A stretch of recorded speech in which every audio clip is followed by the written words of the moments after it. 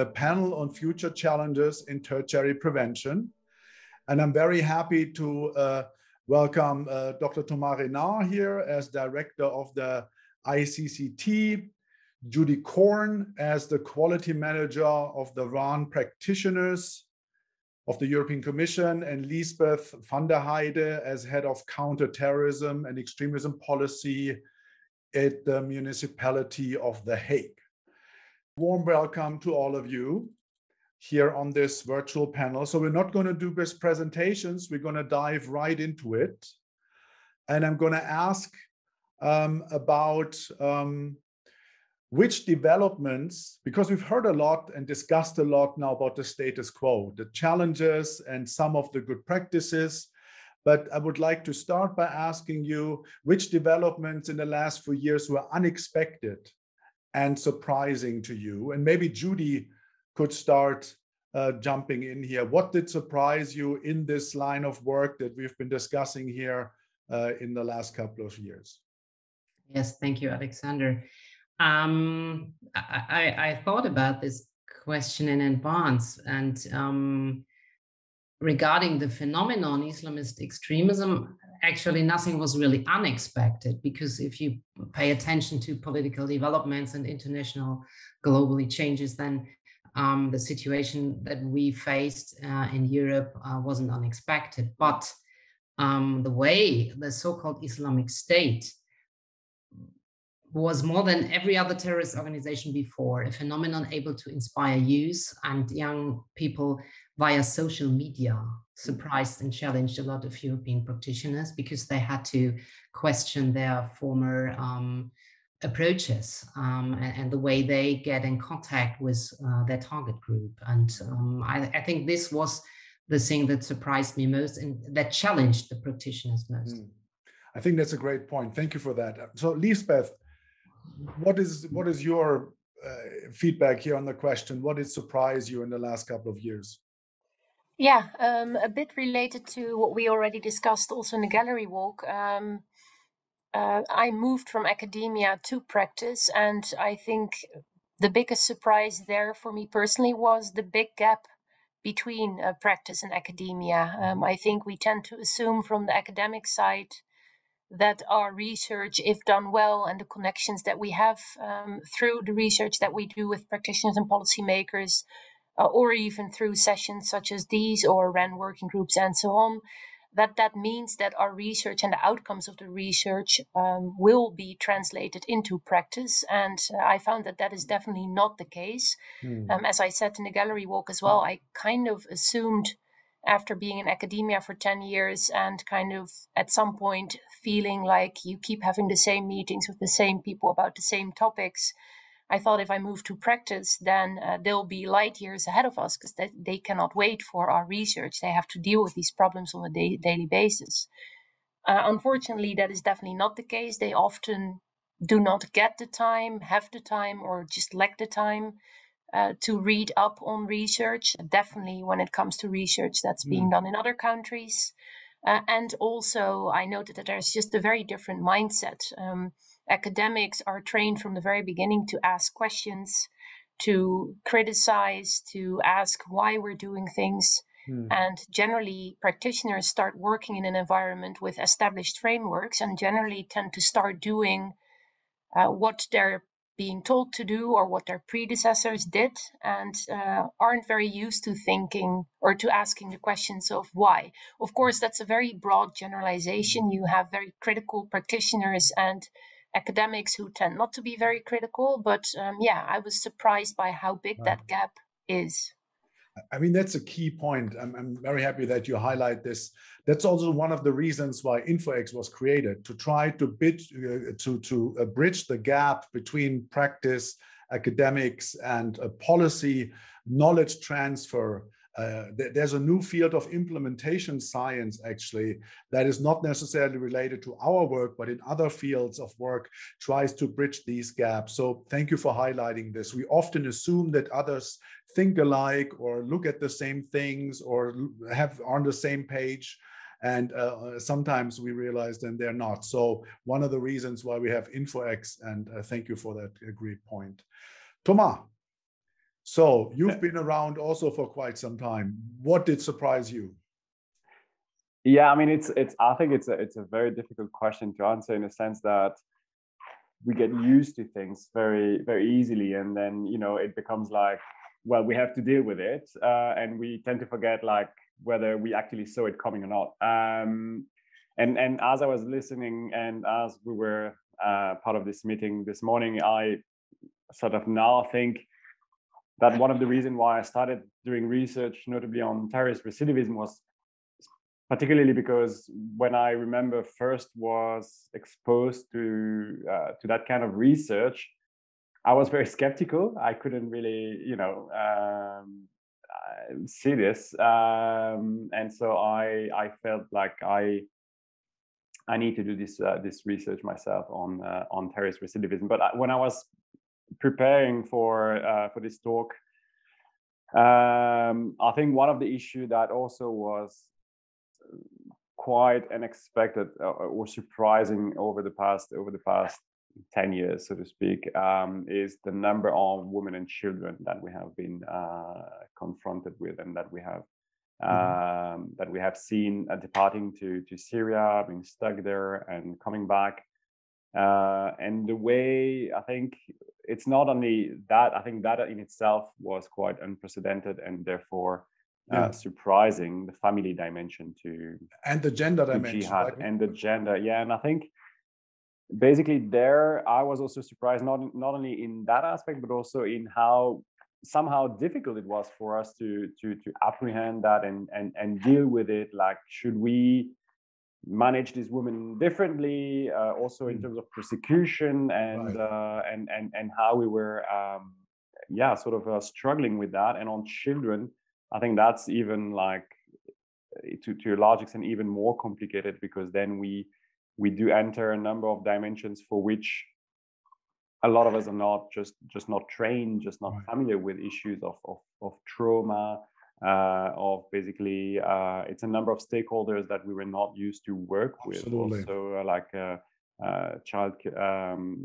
childcare protection, youth actors, youth judges. So all of that I think has been quite unexpected. And the last and related to that, and the last point here is also potentially to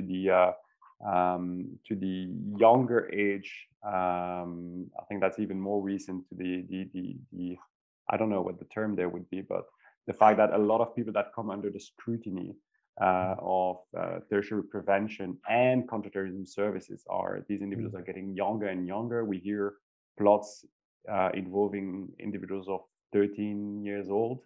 I think that is also something quite unexpected and also a real challenge. Well, I think there were some real surprises mentioned here.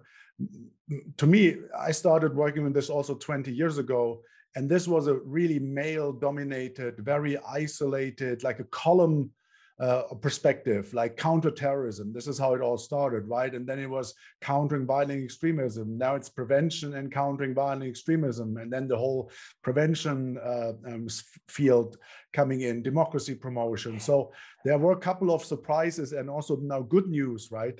I mean, look at how many female colleagues are there now in also leading positions and broadening the spectrum, coincidentally maybe with the fact that also the target audience grows more diverse. So I'm happy that we touched on these topics. And I think Judy wants to add, but before you can, of course, add to this, maybe Judy, you can also mention a significant mistake that you have not necessarily made. I mean, if you feel like it, you can share that, but in the last couple of years in the field of tertiary prevention, what do you think should have been done differently or could have been done differently? Maybe you can touch both points. Thank you. I at first wanted to react to what Claudia Danske said in the chat, and perhaps add on what Liesbeth spoke about. I think the main challenge is not the gap in knowledge between research and practitioners. It's more that lots of research findings come too late for practitioners. For us as practitioners, it's not helpful if we are told by research findings what we should have done 3 years before we started. But this is how research mostly works. Yeah, it needs time to research the causes of radicalization and to deep dive into these topics. But as a practitioner, you have to work from day first on. And this is, I think, one of the main challenges we have to face. Yeah. And I wanted to add that. And lots of practitioners also come from academia. So it's not difference in knowledge. It's more about what do we need to do our job as practitioners, and how much time can we invest in or spend in reading through research that take place years before we. Okay. But to come back to your question. I think from my experience, the most common and often repeated mistake is that people think they can solve the problem on their own, as an individual, as an institution, as a profession. And it always comes back to this word that I can't hear anymore, but I have to tell it: multi-agency structures. Yeah, none of us has the solution, and we all should pay attention to what other professions can do to cope with this challenge. I think this is one of the most repeated mistake. Also, when it comes to the EU level, it's not a national phenomenon. Yeah, extremism is a global phenomenon, and it's crossing borders. So we should exchange internationally to find the best solution. Secondly, there's always the idea that there could be this one approach, this one solution, this one size fits all, and we all know that this is not possible. But this mistake is repeated time after time. It depends on profession or challenge what we have to face. And the third point I wanted to mention is that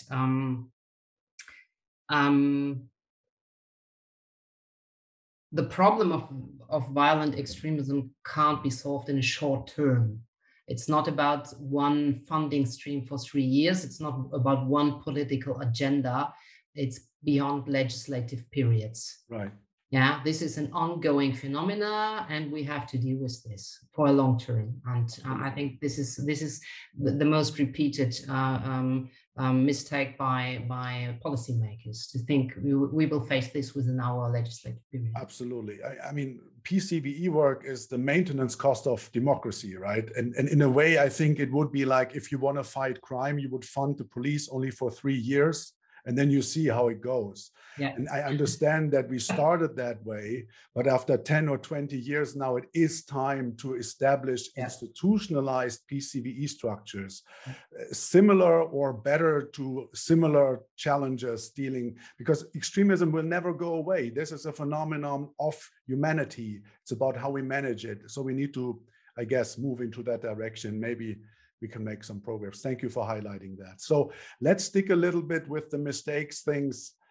Maybe Thomas, what do you think from your perspective was the biggest mistake? If you could focus on one that you think something that should have been done differently, now in hindsight, of course. Okay, I think I have more than one. I mean, that's the I know, that's but the trick. No, but I mean, I had a small list which could easily get longer, but it does echo a lot of the points that Judy made. So I can go fast through 2 or 3 of them. I mean, one thing is, yes, there's been a lot of learning by doing. So basically around 2012, 13, 14. And I think basically inevitably, as you learn by doing, a number of mistakes are, being made along the way. I think that's normal. I mean, that's inevitable. Let's put it this way. And what is important is that we learn from those mistakes, and I could get into the list basically now. I mean, these mistakes were basically. Please pick one. Who, I mean, well, okay. No, I mean, okay. I will. Okay, So I many wanted to say, mistakes. I wanted to say basically that there's a number of things that were way too slow in terms of policy reaction. Like, for instance, when we started developing rehabilitation programs in prison in a number of countries, these programs were put into place as a number of terrorist convicts or returnees had already exited prison, which was quite frustrating to watch. So a little bit of a slowness in the policy reaction, like also judges who were asking for de-radicalization programs under probation at a time that it did not exist in many countries, and therefore judges were basically demanding things that did not exist. So that also was particularly problematic. Silo thinking, that also echoes a point that Judy was making. For instance, when we started talking about rehabilitation, you had rehabilitation in prison, you had rehabilitation under probation, you had rehabilitation at the local level. A lot of these things were disconnected. And that was a big mistake. And that fully goes to what Judy was saying. The last thing that, and perhaps the one thing that I wanted to emphasize is something that I highlight quite often in my presentations, but something that Gilles de Kerchove once called counter-terrorism fatigue, and something that we have seen at the turn of the late first decade of the 2000s, around 2008, 2009. There was, the threat was perceived as going down. Al-Qaeda was not as threatening. We didn't have so many attacks anymore. And then you started seeing a lot of disinvestment in counterterrorism, and even also in some countries, like in the Netherlands, where you had the first prevention programs, like these pioneers. Some of these programs were discontinued. And then basically when we were confronted with the first departures for Syria and that sort of the first bubbling of the new wave of radicalization, we didn't have the tools in place, and we had to rebuild the whole thing from sometimes almost from scratch. And if there is one thing that we need to learn from the past, it is that. I mean, it is too complicated and too costly to rebuild the whole thing. So we need to make it sustainable over the longer term. This also connects perfectly, thank you, to what Judy just said about we need also structures, planning, knowledge transfer from generation to generation of people involved, foresight, all that we do in other fields of important work for society as well. Great, Liesbeth.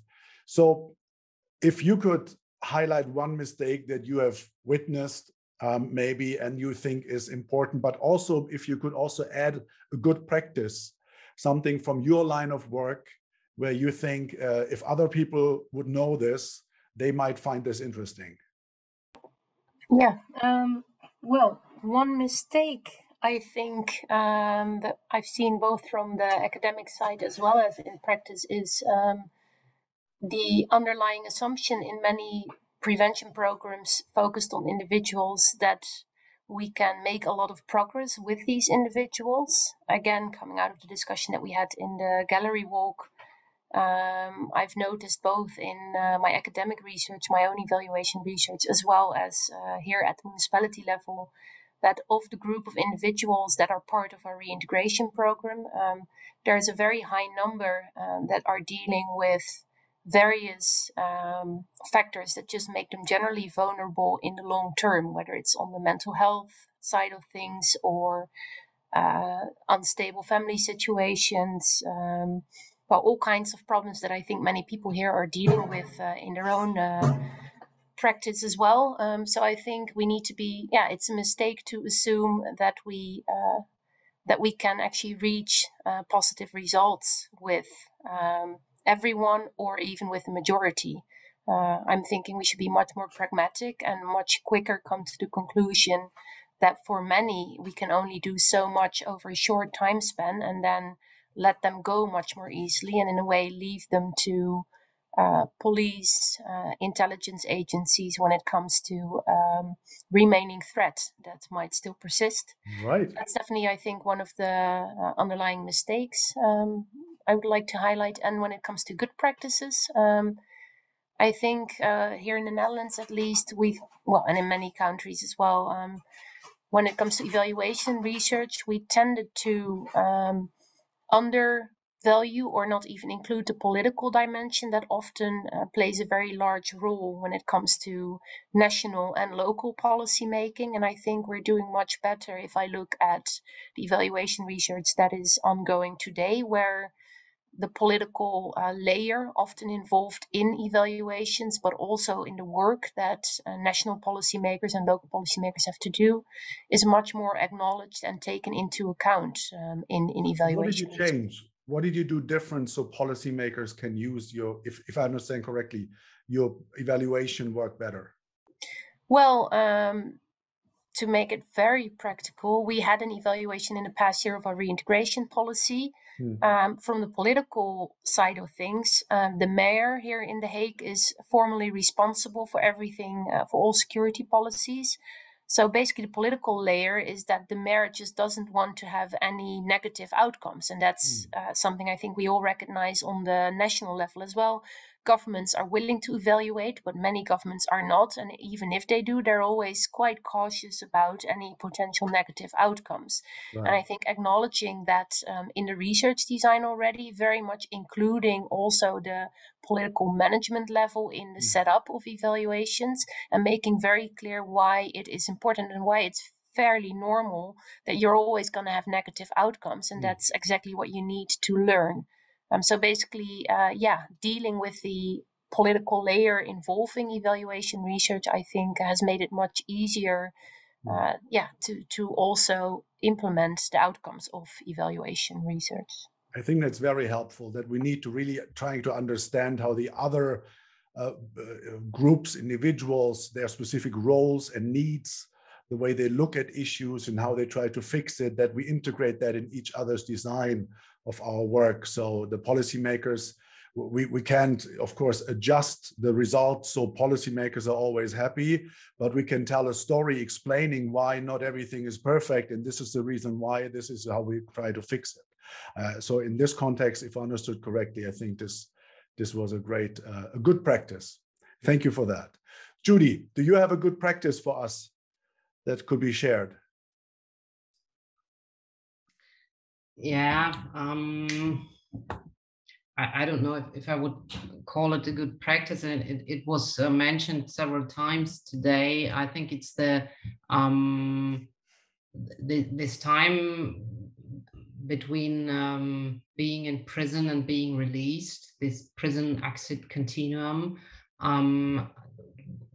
Lots of organizations in Europe developed approaches that work in prison and that support the same people after imprisonment, after release. And I think this is one of the success stories that, if we really talk about reintegrating people after imprisonment, then we have to connect what the approaches that are done in prison and probation services or whatever is offered after release. Okay. I think there was already a question from the audience. Amir reached out and said he wanted to comment or ask a question. Everybody else also, please, if you like, write into the chat or raise your hand if you want to become an active part of this discussion.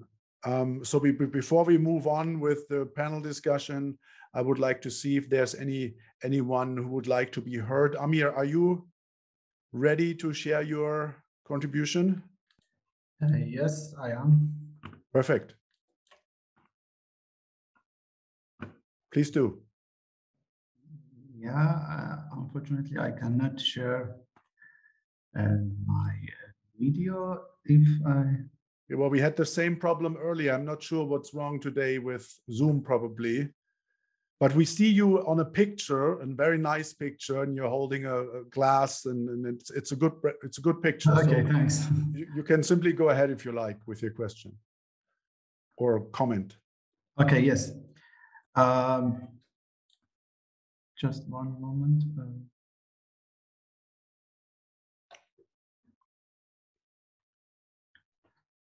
Yes, thanks to all. Honestly speaking, I came from, as Liesbeth or Mrs. Heide articulated before, from a more theoretical background, and I got my PhD.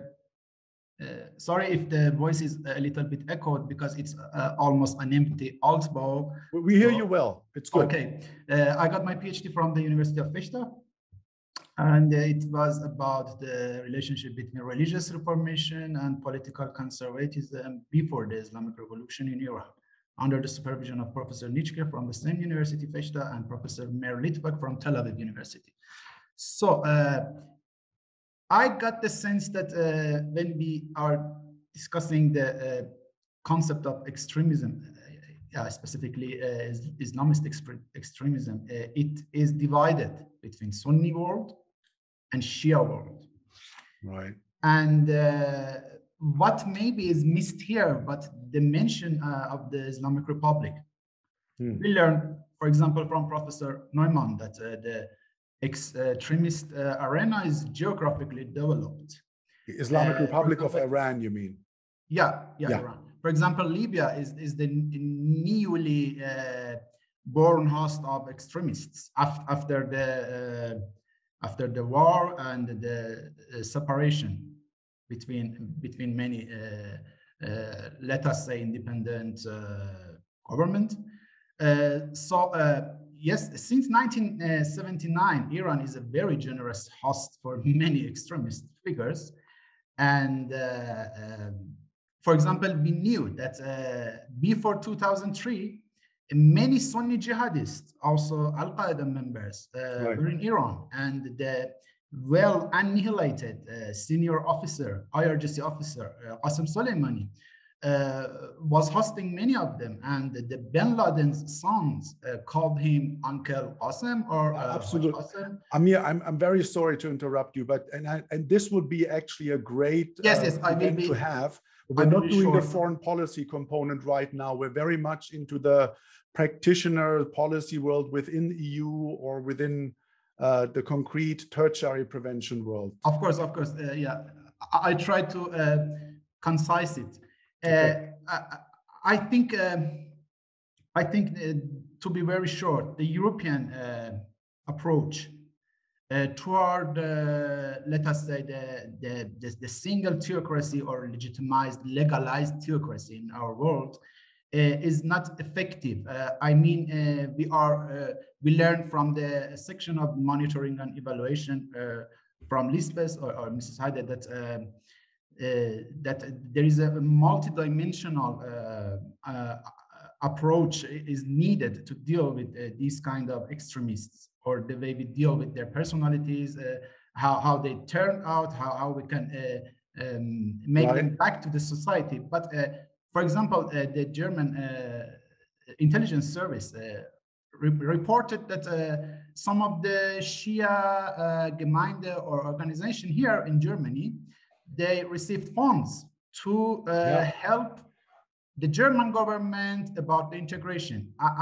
And these organizations are directly connected to the supreme leader, or worse than that. Right. Assembly. Amir, again, I have to jump in. I'm very sorry. These are excellent points, and actually, we had a workshop on this, on working with Islamic or Islamist actors in the field of rehabilitation or integration of refugees. So yes. You're actually on a, I think this is a very important topic, but could you ask a question, or did you just want to comment on what you thought was missing so far in the debate? I'd like to know about your opinion as experts and professionals about the Shia kind of extremism, because as far as I knew, I educated in the Shia Islamic Seminary. And as it appeared in my family, I came from a really great clerical family, so I knew them, and it can be called as a kind of clever extremism. They are not like Sunnis, and they have this kind of, they inherited this kind of Shia survival instinct. They were always minorities, and they can project themselves as victims, very well projection as victims, while they're victimizing others. So they are really clever and genius evils. It's not an academic term, but I have to say. Have you seen that Germany banned Hezbollah, for example, the full organization last year, which might go into the direction that you're talking about. But I think the other point that I hear you saying is that we have been focusing on Sunni Islamist extremism. And that is definitely true in terms of numbers, in terms of organizations. Yes. In this field here of tertiary prevention, I would say now as a moderator.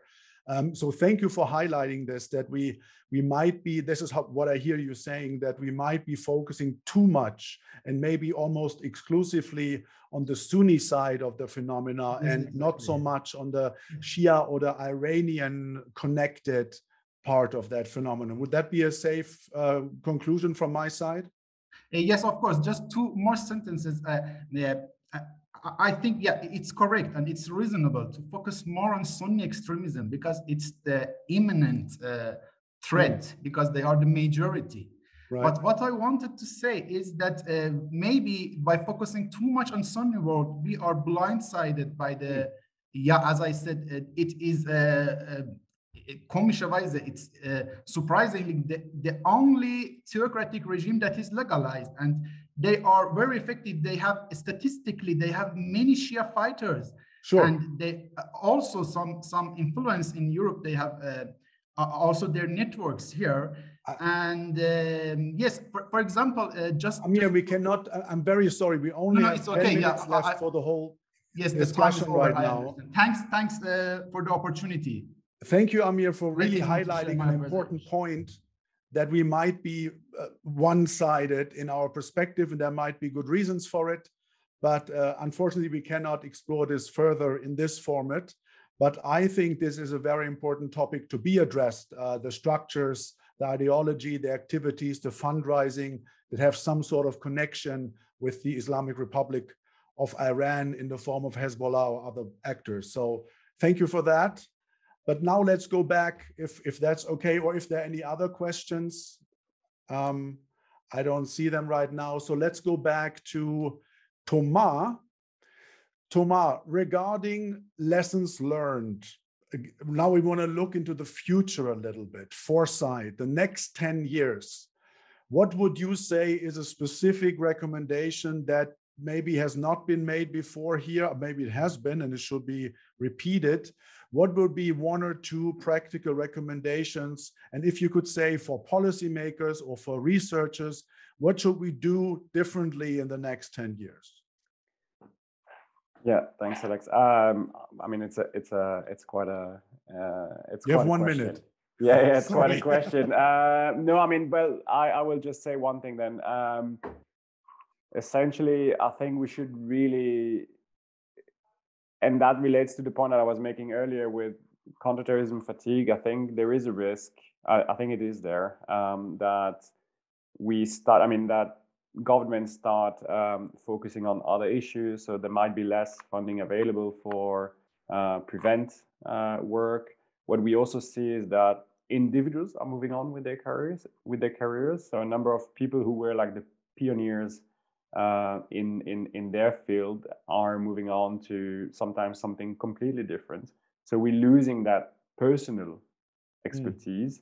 And so I think what is really important now is to prepare for basically continuing working on these issues, but in a different context, in the context of perhaps lesser policy attention, which can have positive aspects, but also negative aspects.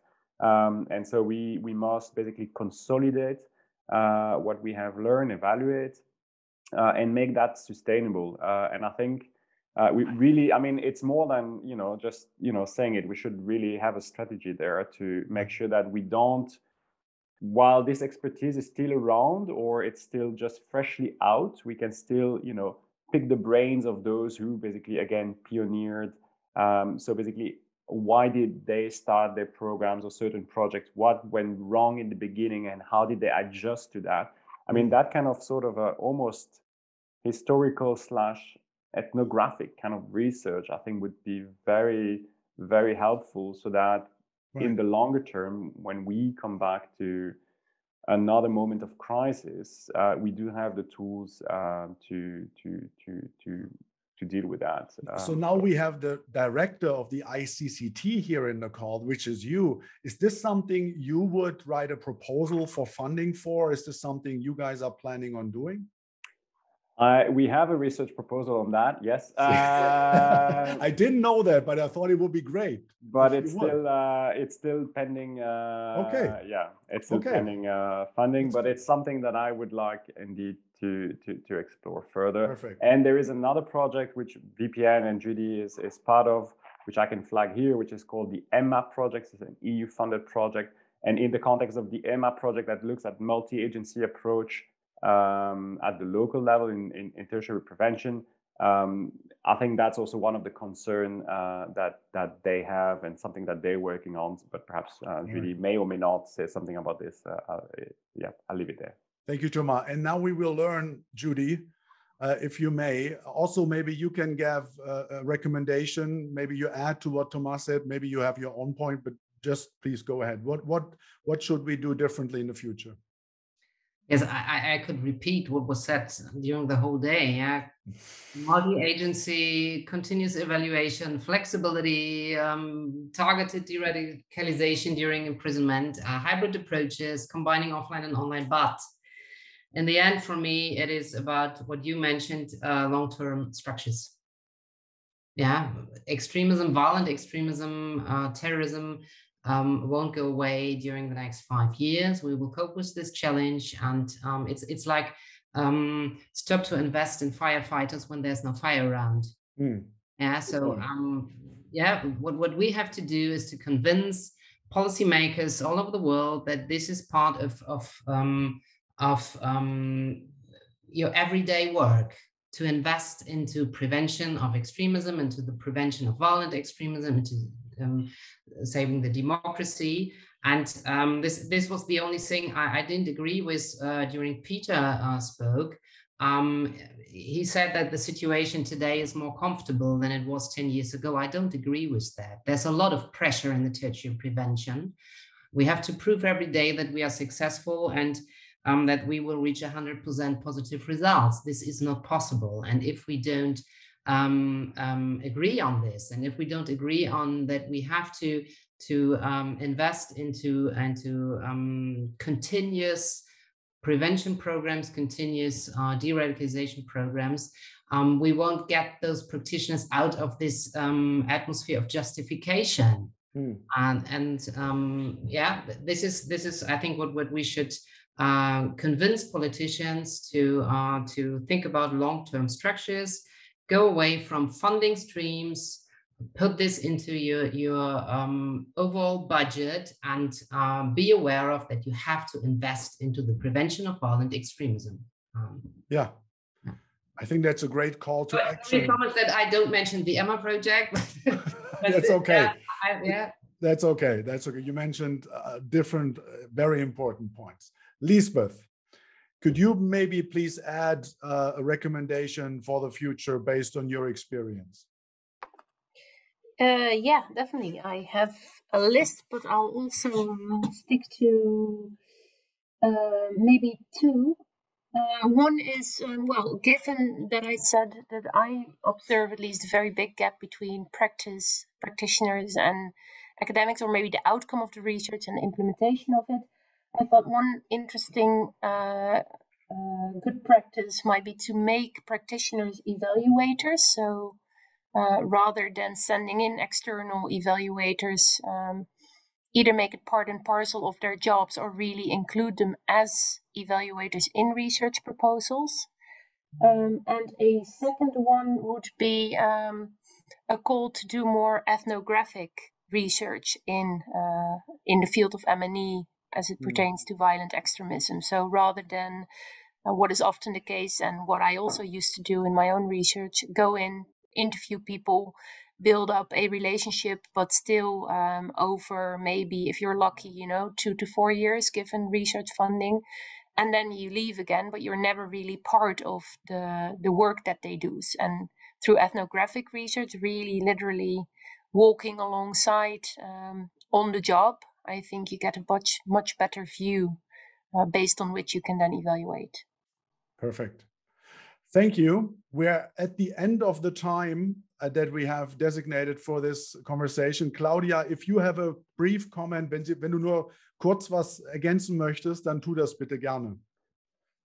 Ja, ich wollte das gerade noch mal aufgreifen, weil das findet statt inzwischen. Huch, ich will hier was wegmachen. Sinken, so. Das findet statt inzwischen. Praktiker, Wissenschaftler vernetzen, gemeinsame Evaluation. Wir sind da gerade jetzt in so einem Pilotprojekt mit Camino, Modus ZAD und IFAC und so weiter, wo im Grunde genommen eben das endlich mal versucht wird, diese Kluft zu überwinden. Dass eben, ich habe das ja vorhin im Chat geschrieben, die Sicht der Wissenschaft auf die Praktiker war oft so, ihr müsst uns den Zugang zur Szene bieten, ihr müsst euch unsere Erkenntnis und wir machen dann was draus. Die Praktiker machen aber auch was draus. Die sind zum Teil auch wissenschaftlich fit und können da auch Analysen und so weiter. Also uns fehlte die Augenhöhe. Ja. Und das hat sich aber jetzt in der letzten Zeit ein bisschen verbessert, würde ich sagen. Und auch im Bereich Evaluation gibt es da jetzt Entwicklungen hin, wo eben Praktiker und Wissenschaftler gemeinsam in diese Richtung arbeiten. Also ich sehe da eine gute Tendenz. Okay. Dankeschön. I think that's a great addition to what Liesbeth was saying, that in some areas there's real improvement here. In others, obviously, there's still a lot to be done. Perfect. So now I know there's one or two more questions, but I hope that everyone is okay that we move on to our final and not very long segment, maybe, outlook and concluding remarks. And I therefore give the floor to my dear colleague, Sophia, please. Thank you, Alexander. Yeah, some last remarks from my side after this very interesting day with all of you. Thanks already in advance for the great comments on many important topics. I think we did manage to touch upon the most important things, though I think that now at this point, the real conversation could start, right? Like now we could move into a even more constructive talk maybe. But I think the ground was set for this event. From my side, I really liked this stressing of long-term efforts and of a team effort. So really also what we saw in our workshops, the importance of we cannot do this alone, and we cannot do it now or tomorrow or in the next month or the next year, but to really see it as a common challenge and a long-term challenge. And I think if we also manage to have policymakers adopt this kind of mindset to go from a short-sighted issue to a broader issue that takes time, that's just how it is, and that it is part of many efforts to preserve our democracy and the way we're living right now, or to even make it better, then I think that would be an important point. And also I think what really struck me again is that there are many good ideas and that there's a lot of amazing work already done, many model projects and so on. So there is a lot of innovation, but what also I think was something that we saw in our workshop is that this transfer then into practice, but also the transfer into policy making is often something that I think that we're now just starting to go into. For example, the RUN, and this is also why we invited Judy partly, is that now the RUN, the Radicalisation Awareness Network, has also decided to have RUN practitioners, but also RUN policy, right? So because they saw that, yes, it's good to exchange among practitioners on our European level, but we also have to include more researchers, and we really have to include more in the whole process of exchange, the policy-making community. And also now our issue papers, we really struggled with the aspect of, okay, who is the recommendation targeted to, and how can policymakers also make a change? Because at some point, it's not the practitioner who needs to improve their work, it's the policymaker who has to provide the ground and the framework for practitioners and researchers doing their job better. So really identifying who has to improve what and when, I think is also very a crucial topic here. And so for the concluding remarks or the outlook also, I would like to highlight something that Alexander and also my colleague Miriam and me have written in a DGAP memo that has just been published last week, where we really try to think of some recommendations that we could give the next German government, not only the members of parliament, but also everyone who's now starting to work a new cycle of policymaking on a federal and also to some extent on a state level. And we touched upon many of the issues that are now mentioned today, and really the condensed findings of our work from the past years, and also, for example, some of the expertise that Alexander has taken from other fields of expertise. And so what we said is that one recommendation that we did is that we need to look more into the future. So this idea of foresight, of looking not into the next day, but into the next decade. So what will be the future challenges? What will be the trends? So as to be prepared for what comes next, and not just responding to this attack or this kind of group or this movement, but really trying to zoom out and then be able to advise policymakers, but also researchers on what the next issues could be.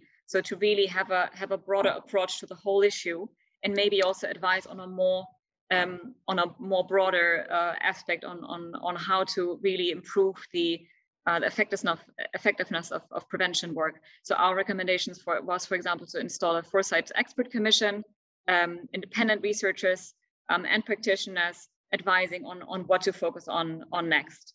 And then second, I think is also that this tendency to also see the danger coming, but not reacting to it until it's too late.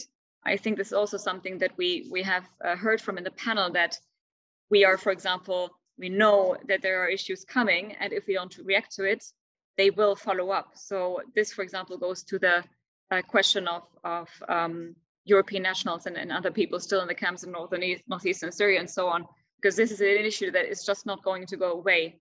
And to look into it and to deal with it, I think it's really crucial for the next time coming, because this is something that we see already that will come.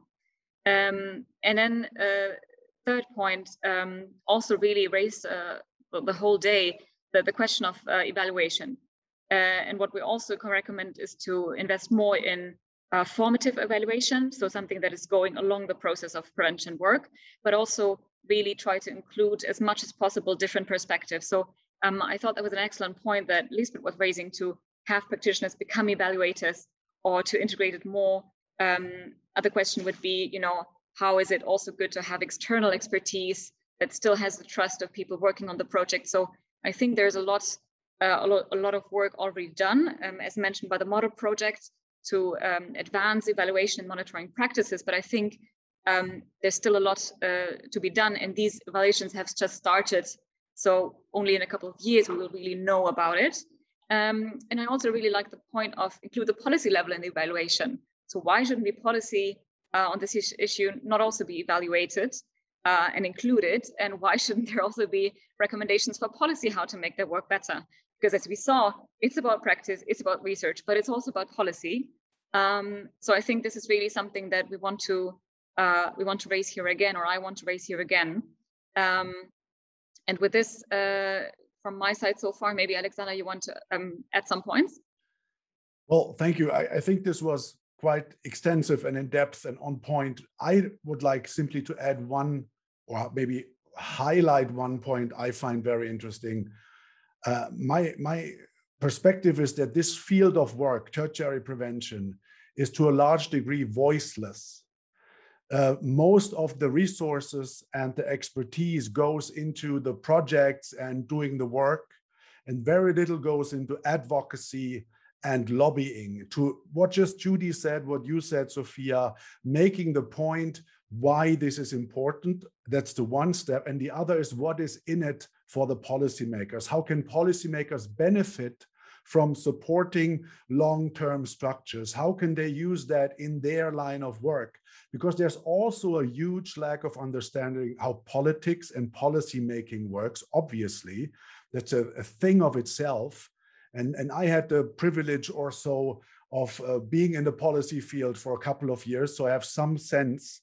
But of course, if I would have not been, I would have not that kind of insight, and other people have other insights. But just to make the point, as a growing line of work, the tertiary prevention, we need to allocate resources on making our case, on helping policymakers to do the right thing, not just in terms of studies and graphs and papers, but in real advocacy and lobbying. And then I think we will reach that structural support as soon as policymakers get more support from us, how they can also sell that to their audiences and constituencies. So we need more cooperation and collaboration. That's the only thing I would like to add here. Sophia, back to you. Yeah, excellent point, Alexander. Very on point. Thank you for mentioning that again. Yeah, so we are now coming to the end of our event, and we have two main things left. One is, of course, an evaluation that we will be doing at the end of the event. And the second part, which comes now, is the thank you to the many people who have contributed over the past years and especially the past weeks to make this event possible. First and foremost, of course, I want to thank all the amazing speakers who have contributed today in different formats. It was really amazing to see the very positive responses when we reached out to invite people to speak at this event today.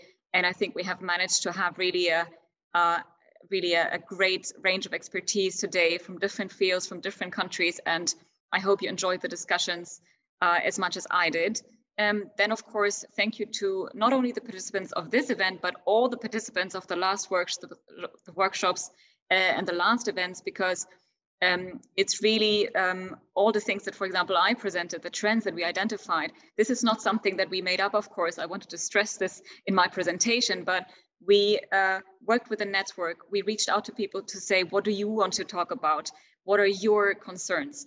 And so everything that we are now able to communicate, to speak about, to highlight also when we speak to policymakers or the press and so on, this is because you are able to share your concern and your good practices and all challenges and ideas with us. So I really want to extend a heartfelt thank you to all the people who have contributed to making this experience and this exchange fruitful and constructive in all the ways possible. Then, of course, I would like to very much thank the Federal Office for Migration and Refugees, the BAMF, Alexandra, but also Teresa and Axel. It has been a really pleasure to work on this specific phase of the project with you. And I thank you for really being open to this new kind of cooperation with a think tank focusing on foreign security policy. It was a bit of a new kind of cooperation for all of us, but it worked out very well. I really enjoyed this, and I'm looking forward to the great things that we will be doing in the future, hopefully together. And then, of course, to our funding institution for this project, the Federal Ministry of the Interior, Milena, but of course also now the new head of the working group, Dr. Vogel. It has been a pleasure working with you, and also here I really look forward to the future endeavors that we have together, also in this new period of the German government. Then, of course, Alexander, as always, you know that you're doing the great job of really keeping these events together. But also really important to mention that Alexander has been really substantially co-creating, advising on many issues of this project. So it was absolutely not have been possible without you to make this happen. So I really thank you for all the effort, always in a good mood to work on this together. And I also look forward to working with you in the future. And then, of course, Miriam has been really crucial. Without her, this would not have been possible. She is rarely visible on the screen because she is keeping this thing together in the background, and also really has been a great support in so many ways. I cannot thank her enough. Again, always in a good mood, which I really appreciate for my team, that despite this, you know, sometimes frustrating topic, and sometimes it's not, you know, the most humorous thing to talk about, but still we managed to have a good time. And I hope this really feels also in the events. And Tanya, who has joined us in August, has also been really a good new addition to the team. And I look forward to wrapping this up until December with all of us. And then, of course, there are several colleagues at DGAP that have been supporting in one or other fashion. So also thank you to them. And then finally, also very important is Jochen Sachse, our technician, and the interpreters who make it possible that many people from different linguistic backgrounds can attend and ask questions and so on. So also thank you to you. I hope I have not forgotten anybody on this list, but this is from my side now. And now I think that we have the evaluation ready? Yes, of course, she is on point. So here you go. You can have a last say, and of course, reach out to us if you want to be put on our mailing list. Reach out with any comments. We're always also interested in new cooperations, new ideas, what you want to work with us on in the next years. And any feedback, constructive criticism or compliments are always welcome. And now, very Germanly, we have finished very punctual. So I will give you as a present for today 15 minutes of your time. And I wish you a very, very pleasant afternoon. And I hope to see you very soon in offline or online events again. Thank you.